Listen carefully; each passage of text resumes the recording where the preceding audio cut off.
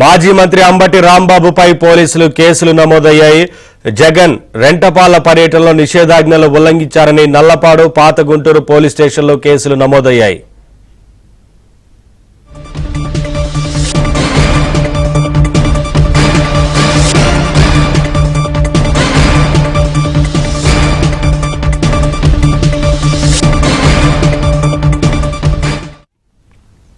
మాజీ మంత్రి అంబటి రాంబాబుపై పోలీస్ కేసులు నమోదయ్యాయి. జగన్ రెంటపాల పర్యటనలో నిషేధాజ్ఞలు ఉల్లంఘించారని నల్లపాడు, పాత గుంటూరు పోలీస్ స్టేషన్లో కేసులు నమోదయ్యాయి.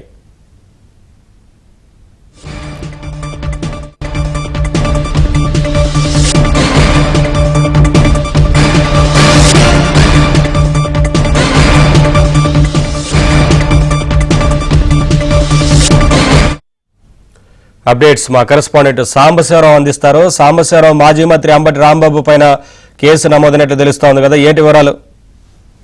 నవీన్, మాజీ మంత్రి, వైసీపీ గుంటూరు జిల్లా అధ్యక్షుడిగా ఉన్న అంబటి రాంబాబుపై గుంటూరులో కూడా 2 కేసులు నమోదయ్యాయి. ఇప్పటికే జగన్మోహన్ రెడ్డి పర్యటన సందర్భంగా నిబంధనలు ఉల్లంఘించిన ఘటనలపై కూడా ఇప్పటికే సత్తెనపల్లి రూరల్ పోలీస్ స్టేషన్ లో పలు కేసులు నమోదయ్యాయి. తాజాగా అంబటి రాంబాబు గుంటూరు జిల్లా వైసీపీ అధ్యక్షుడిగా ఉన్న నేపథ్యంలో జగన్మోహన్ రెడ్డికి స్వాగతం పలికేందుకు జన సమీకరణ ఏర్పాటు చేసి సామాన్య ప్రజలకు ఇబ్బందులు గురి చేశారంటూ కూడా నల్లపాడు పోలీస్ స్టేషన్ లో కేసు, అదేవిధంగా పాత గుంటూరు స్టేషన్ లోనూ 2 కేసులు 2 చోట్ల అంబటి రాంబాబుపై కూడా కేసులు నమోదు చేశారు. ఇప్పటికే సత్తెనపల్లి రూరల్ పోలీస్ స్టేషన్ లో అంబటి రాంబాబుపై జగన్ పర్యటన సంబంధించి 2 కేసులు నమోదు చేశారు. ఒకటి కానిస్టేబుల్ పై కూడా దురుసుగా ప్రవర్తించి గాయపరిచిన కేసు, మరొకటి పోలీసుల విధులకు ఆటంకం కలిగించి బారికేడ్ తోసివేసి వేరంగం సృష్టించిన ఘటనపై కూడా 1 కేసు నమోదు చేశారు.